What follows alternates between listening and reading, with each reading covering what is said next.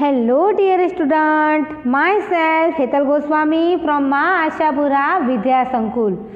Today we will learn standard 10th subject SS and our topic is chapter number 11 India Water Resources, यानी कि जो India है वो जल संसाधन में यानी कि जो वाटर रिसोर्सेस है उसके क्या है उसके बारे में हम इस चैप्टर में बात करेंगे।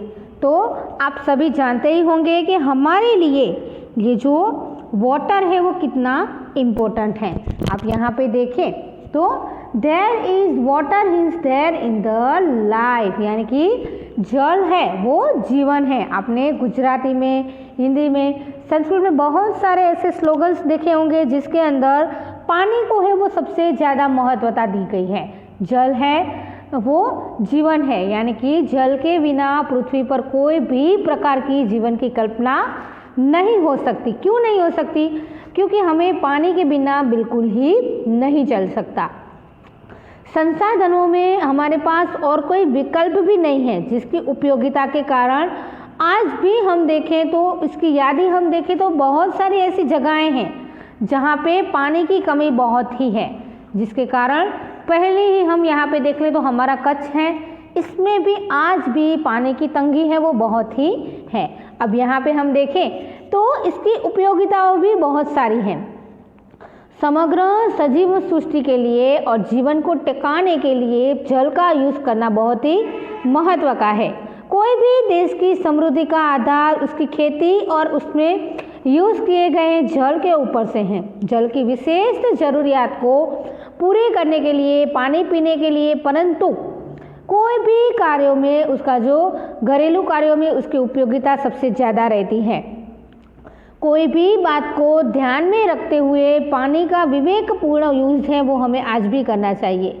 जो जल की मर्यादित संसाधन है उसके स्थान को और उसके संसाधन को यूज़ में लेने के लिए आज भी हम जो बन पड़े वो कर सकते हैं। अब हम आगे देखें तो पर्यावरण को जीवंत रखने के लिए जल संसाधनों का कारण है, क्योंकि जल के बिना जीवन का अभिन्न अंग माना जाता है। जल है वो क्या है, हमारे जीवन में सबसे ज़्यादा महत्वता दर्शाता हुआ एक ऐसा स्रोत है जो हम उसके बिना नहीं चल सकता है। अब हमारा आगे का जो पॉइंट है वो है सोर्सेस ऑफ वाटर, यानी कि जो जल पाने के लिए जो स्रोत हैं वो कौन कौन से हैं। तो यहाँ पे हम देखें तो there are 3 sources of water, जिसमें 3 प्रकार दर्शाए गए हैं। एक है रेन वाटर, दूसरा है सरफेस वाटर और थर्ड है ग्राउंड वाटर। अब यहाँ पे हम देखें तो पृथ्वी पर जल संसाधनों का पहला ही है जो है रेन वाटर, यानी कि वृष्टि जल। पृथ्वी पर जल संसाधनों का मूल स्रोत क्या है तो वो है रेन। अगर जो बारिश ही नहीं आती तो हम पानी के बगैर क्या करते?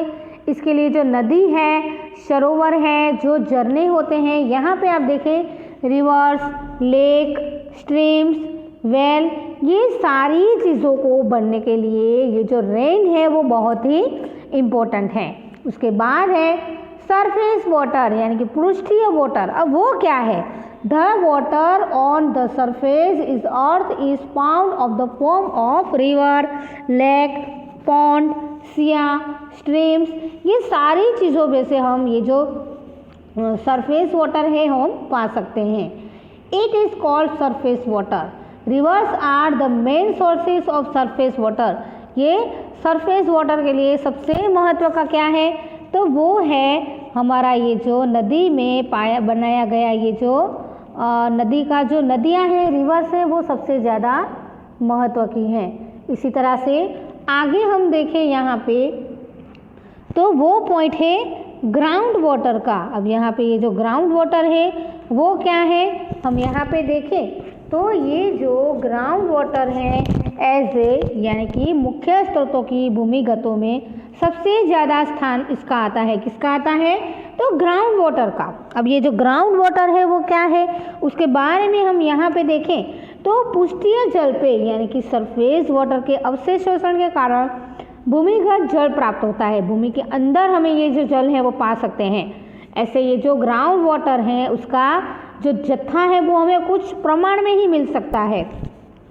भारत के उत्तर के मैदानों विस्तारों में 42% भूमिगत जल हमें मिलता है। ऐसे ग्राउंड वाटर है वो हमें 42% मिलते हैं। भारत के अंदर उच्च प्रदेश और पर्वतीय विस्तारों के कारण भूमिगत जल प्रदेश का प्रमाण बहुत ही कम दिखने को मिलता है। ऐसे ग्राउंड वाटर का सबसे ज़्यादा यूज़ कहाँ पे होता है? तो खेती करने के लिए, यानी कि ground water is utilised maximum for irrigation. इसकी सिंचाई करने में इसका सबसे ज़्यादा महत्व दर्शाया गया है। तो क्लियर देखा आपने किस तरह से ये जो 3 पार्ट हैं वो जल स्रोत के थे, जिसमें हमने देखा रेन वाटर, सरफेस वाटर और ग्राउंड वाटर के बारे में।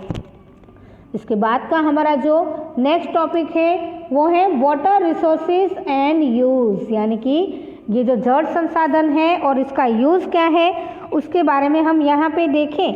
तो ये जो वाटर संसाधन है जिसमें हम देखें तो भारत में लगभग 84% जल सिंचाई की जाती है, इसका यूज़ भी किया जाता है। जिस तरह से हम देखें तो 1 किलो जो वाइट हमारे पास उत्पन्न करने के लिए हमें 1500 लीटर पानी की आवश्यकता हो जाती है। डांगर और सीड्स जैसे जो डांगर शण और शुगर केन के पाकों को पाने के लिए उसकी जल की सबसे ज़्यादा पानी की आवश्यकता रहती है। प्राचीन समय से ही पानी का यूज़ सिंचाई के लिए किया गया है।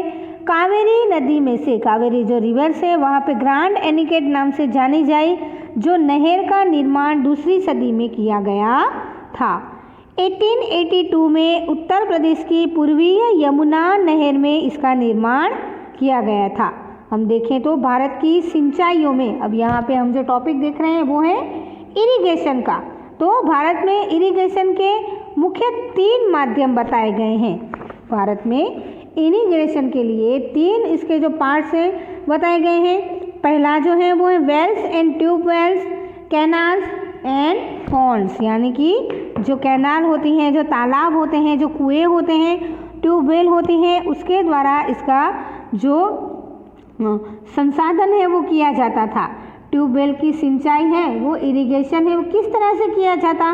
तो ऐसी इरिगेशन और तालाबों में, यानी कि जो कैनाल है वो पॉन्ड है वो सेकंड क्रम पे और थर्ड क्रम पे आते हुए ऐसी नहरों का द्वार सिंचाई सतलुज, यमुना और गंगा के विशाल मैदान अथवा पूर्व तटीय मैदानों में, महानदियों में, गोदावरी में और कृष्णा और कावेरी जैसी मुख्य त्रिकोण प्रदेशों में किया जाता था। जिस तरह से ये जो कुएं हैं, जो ट्यूबवेल हैं, ऐसे कांप मैदानों में इसका सामान्य रूप से महत्व दर्शाया गया है। तालाबों के द्वारा होती हुई सिंचाई पूर्व दक्षिण के राज्यों में इसका सबसे ज़्यादा प्रमाण हम देख सकते हैं। तो देखा आपने किस तरह से ये जो इरिगेशन है वो सबसे ज़्यादा महत्वता दर्शाता है।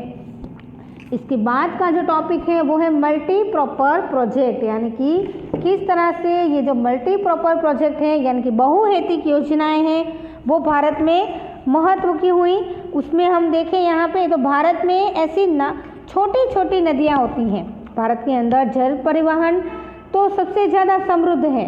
इसके कारण भूपृष्ठ ऐसा लगता है, भारत का भूपृष्ठ वो कैसा लगता है? तो अनेक नदियाँ और दूसरी नदियों को साथ मिला के जल समुद्र में डाल देते हैं। इसके कारण ऐसे जलों का यूज़ करके उसके हेतुओं को बहुहेतुक योजनाओं के रूप में नदियों को बनाने में आया। बहुहेतुक योजनाओं को क्या किस तरह से दर्शाया गया?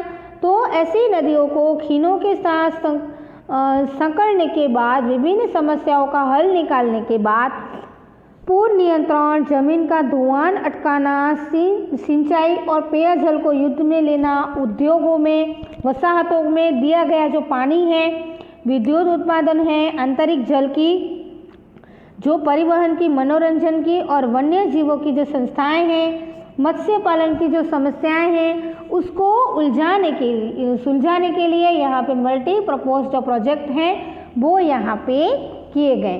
तो देखा आपने किस तरह से इंडिया में वाटर रिसोर्सेज में जो रेन वाटर है, सरफेस वाटर है, ग्राउंड वाटर है, इरिगेशन है और मल्टी प्रपोज प्रोजेक्ट का यूज़ किया गया है।